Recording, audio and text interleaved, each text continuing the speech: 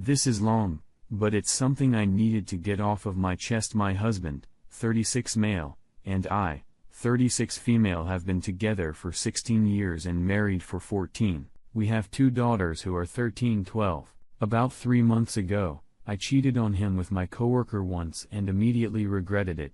To be honest, I still haven't figured out the real reason I cheated. On the surface level, the reason would be that my husband was too caught up work for a couple of months, and I felt neglected and unappreciated at times. I know that isn't the real reason, so I'm trying to figure out what is through individual counseling. I only cheated on him that one time and immediately told him the next day because I couldn't bottle up my guilt and shame. He was shocked at first, but then went on to call me the most horrid names.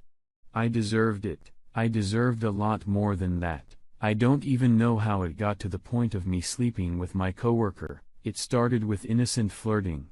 And before I knew it, I made the worst mistake of my life by sleeping with him. I wish I'd gotten hit by a car that day before sleeping with him. I cut off all contact with my coworker and gave up my phone to my husband. I wanted to reassure him that I was willing to make this work on his terms, whatever they were, as long as he would give me another chance. Even though in my heart, I knew that I wanted another chance to prove myself, I told him that I would understand if he went through with a divorce. Anyways, I told my husband that I would do anything to regain his trust and express my sorrow and regret for having hurt him so much. My husband has always been the type of guy to give a person only one chance. Even in his friendships, if the trust had been broken, he wouldn't give the other another chance. He said that he wanted a divorce, but then the whole quarantine thing happened, and he stayed in the house for about 2 months and didn't proceed with the divorce. For the first month, he treated me very coldly, and the time we talked was when it had to do with our daughters. I slept on the couch and tried to give him as much space as he needed, and only reminded him from time to time that if he ever wanted to work things out, I'd be more than willing to and would be completely devoted to the process of him working things out. He even said some spiteful things during that month and distanced himself from me completely. During second month, there was a change as he began talking to me again. We talked about daily stuff and even watched movies together with the girls as a family. I felt like he wanted to try reconciling, and I was so happy. I was thrilled that there might be a chance to save my family, to save us eventually. Through the couple of days I could sense us becoming friends all over again. He even invited me to sleep on the bed again. It was really working out, and I reminded him that he could talk about anything he wanted me. A couple of weeks passed by, and we were getting along even better. We were spending time as a family again and had gotten closer with each other as well. I felt really good about the way things were going, but I wish I'd suggested marriage counseling. I just didn't want to pressure him and have him think that I wanted to sweep this situation under the rug, that I was trying to influence him to not divorce me. One night, we were drinking a bit, just talking in our bedroom, and I felt a genuine connection rebuilding. It felt like we were falling for each other all over again, and it made me so happy. This is the part I regret now. I decided to make a move on him and straddled him while we were laughing at a joke. We looked each other in the eyes, and so now really, I began making out with him. It honestly felt like we were 20 all over again. He kissed me back as well, but after a while, he just started crying. He told me stop and said that he couldn't. I felt so awful because I felt like he wanted to, but didn't at the same time. It broke my heart to directly see just how badly my stupid decision had hurt him. I told him that I was sorry and we went to sleep. The reason I say I regret doing this is because I feel like this moment pushed him away forever. 2 days later, he informed me that he wanted to go through with a divorce. He said that he just doesn't think decided before that if a divorce was to happen, it would be on fair terms. Sure, we'd both have lawyers, but we agreed on a lot of the stuff together. He wanted to take a 2-week trip, but would come back to pick up the girls after his trip. We both mutually agreed that we'd split the time with the girls after his trip.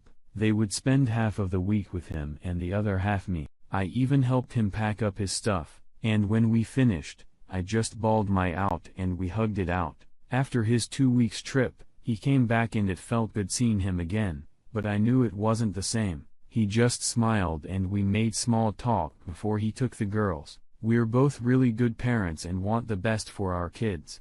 Today, I got served divorce papers. It hurts so much to know that I lost my best friend cause I was stupid. Sometimes I roll over to his side of the bed in the morning, and I hate how I don't his body there anymore. I miss his smell, his smile, his voice. I miss him filling up the entire room with his loud, adorable laugh.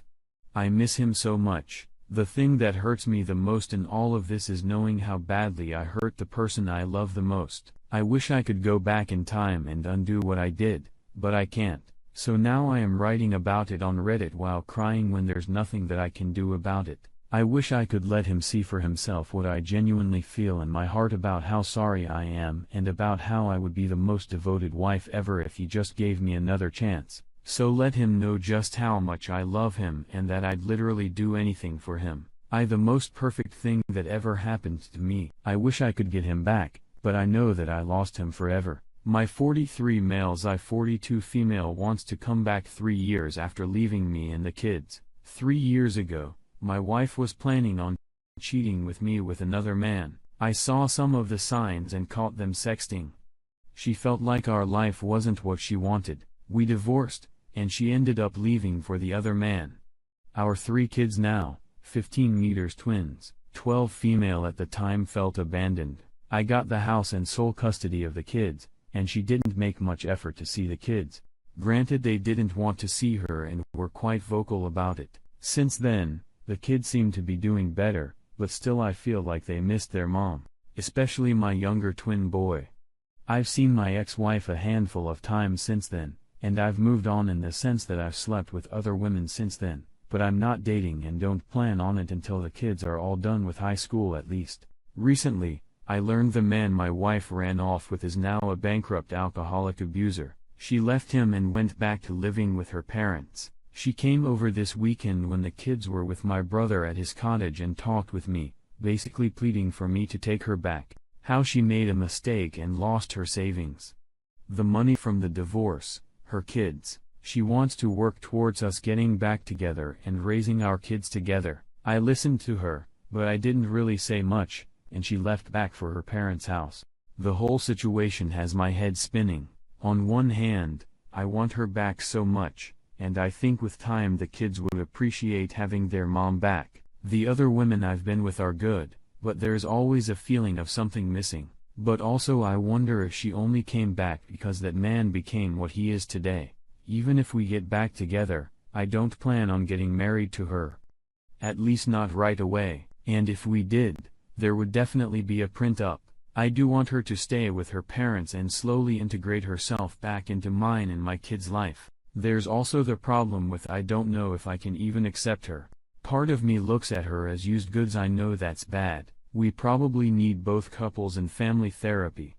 Thinking about the future right now is difficult. I have so many variables to account for. If she left again, what kind of damage would that do to the kids or myself? I just come on here to gain an outsider's perspective. I will give as much information as anyone would like, but the TLDR is that my wife met a woman, brought her into our life under the agreement of polyamory, and when I decided I couldn't handle it, we began to fight and my wife chose the woman over me. This all started about a month ago and moved so much quicker than I ever thought was possible. They are now living in our house together, and I have moved out. I wanted to stay in my home, but I couldn't bear to watch what was going on. My wife used to be the most caring, loving person I'd ever known, but has since become selfish in me.